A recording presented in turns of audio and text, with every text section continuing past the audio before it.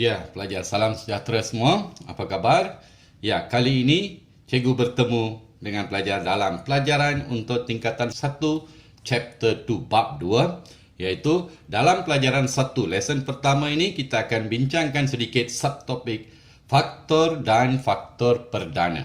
Factors and prime factors. Okey, pelajar, sedikit info ringkas di sana. Apa itu faktor? Sebarang satu nombor yang diberikan di sana, kita cikgu anggap sebagai Y, boleh dibahagikan dengan satu lagi nombor yang kita anggap sebagai X, kalau boleh dibahagi dengan tepat.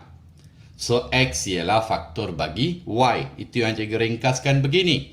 X ialah faktor bagi Y jika Y boleh dibahagi tepat oleh X. X is an factor of Y if Y is exactly divisible by X. Dua perkara yang perlu diingat di sana pelajar, iaitu ingat nombor satu ialah faktor am. Maksud faktor am, faktor bagi semua nombor. Number one is a general factor, means factor of all numbers. Lagi satu yang pelajar harus ingatkan di sana, every number, setiap nombor adalah faktor bagi diri sendiri. Nombor itu sendiri. Every number is a factor of itself. Okey, sekarang kita tengok beberapa soalan asas pelajar. Senaraikan semua faktor bagi nombor berikut. List all the factors for the following numbers. Masih ingat apa cikgu bagi tahu pelajar? Kalau dia merupakan faktor, apa dia? Mesti boleh dibahagi dengan tepat. Exactly. Mesti boleh dibahagi exactly. Okay, now pelajar. Dan ingat, satu adalah general factor. Faktor am di sana. Mula dari satu pelajar. So, 10. 10 pelajar tahu boleh bahagi dengan 1. Boleh bahagi dengan 2. Boleh bahagikan lagi dengan 5. Dan nombor itu sendiri merupakan faktor. Boleh faham pelajar? So, untuk 10 di sana ada berapa faktor? Ya, ada 4 faktor. Okey pelajar, mari kita cuba sekarang. Faktor bagi 12 pula. Mula-mula bermula. Start with 1. 12 can be divided exactly by 2. Can be divided exactly by 3. By 4. Then can be divided exactly by 6. Kemudian nombor itu sendiri. Mana ada masalah pelajar? Boleh faham? Ya, sekarang pelajar boleh cuba.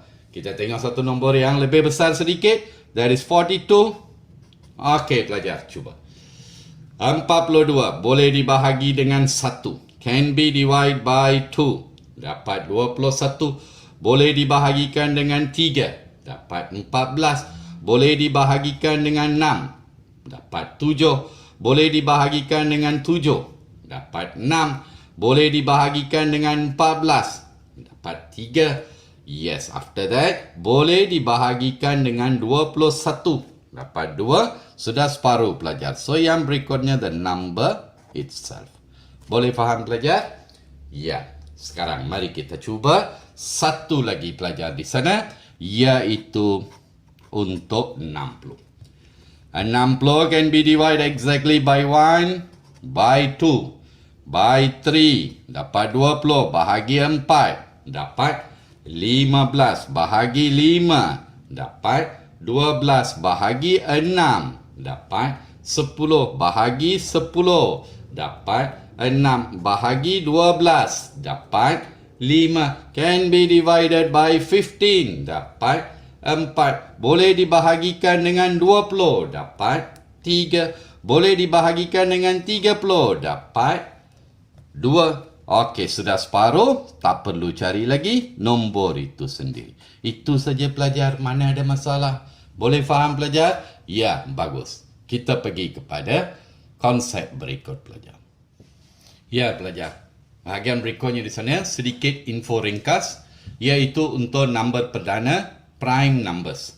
Apa itu nombor perdana? Masih ingat pelajar? Sudah belajar dalam tahun 6. Iaitu nombor yang boleh dibahagikan dengan satu dan diri sendiri. The number that only can be divided by number 1 and itself. Remember, nombor perdana bermula daripada 2. 1 bukan nombor perdana. Okey, untuk kita ingatkan kembali, cikgu bagi beberapa contoh.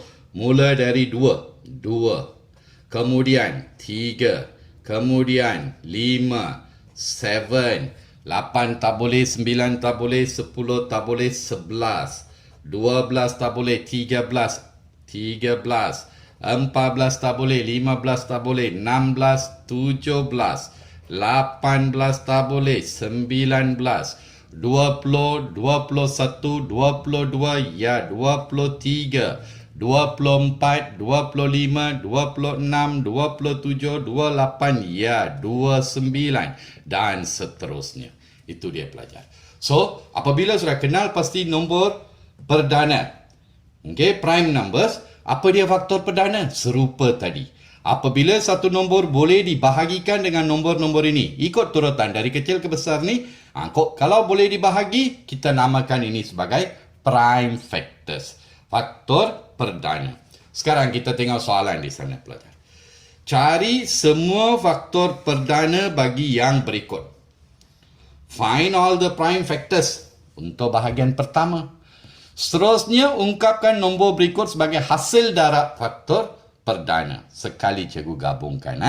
Express, after that, express each of the following numbers as a product of its prime numbers. So, apa kita buat pelajar? Diberi di sana 56. What we do? Kita buat pembahagian berulang dengan nombor perdana sehingga hasil bahaginya menjadi 1. Repeated division with prime numbers until the quotient becomes 1. Bahagi nombor perdana mula-mula. 56 boleh dibahagi dengan 2 pelajar.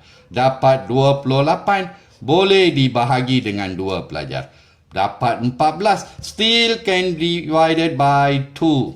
Dapat 7. Ingat pelajar, ini 7. 7 ini sudah nombor perdana. So terus bahagikan sahaja dengan 7.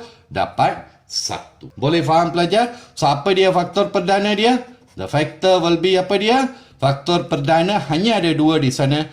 2 dan 7. Boleh faham?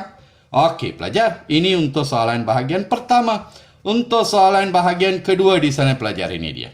Seterusnya, ungkapkan nombor berikut sebagai hasil darab. Mana ada masalah? 56 ini hasil darab dalam nombor perdana adalah 2 darab 2 darab 2 darab 7. Itu saja pelajar. Mana ada masalah? Boleh faham?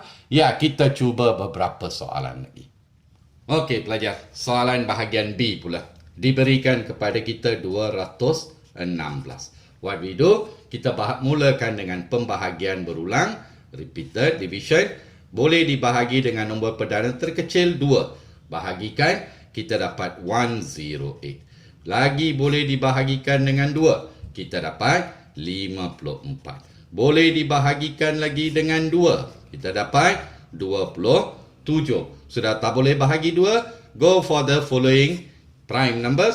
Boleh bahagi dengan 3, kita dapat 9. Boleh dibahagi dengan 3, kita dapat 3. Boleh dibahagikan lagi dengan 3, kita dapat 1. Itu dia pelajar.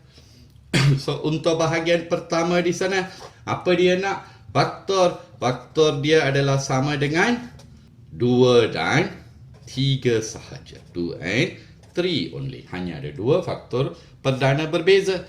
So, kalau yang kedua di sana dia suruh ungkapkan sebagai hasil darab dalam faktor perdana. 216 ini adalah sama dengan berapa pelajar? 2 darab 2, 4 darab 2. Darab 3, darab 3, darab 3. Itu saja pelajar. Mana ada masalah? Boleh faham? Ya, we go for one more question there. 225. Diberikan kepada kita 225. Tengok pelajar betul-betul. Tidak boleh bahagi dengan 2. So, kita pergi kepada nombor perdana berikutnya. Boleh bahagikan dengan 3. Kita dapat 75. Lagi boleh dibahagikan dengan 3. Kita dapat 25. Sekarang sudah tak boleh bahagi dengan 3. We go for the following prime numbers adalah 5. Boleh bahagi dengan 5. Dapat 1. boleh bahagi dengan 5, we'll get 1. Itu saja pelajar. So kalau dia tanya faktor, apa dia faktor bagi 225? Faktor perdana dia. Faktor perdana adalah 3 dan hanya ada 2 saja, 3 and 5. Yang kedua, kalau kita nak ungkapkan dalam bentuk hasil darab, apa kita buatkan?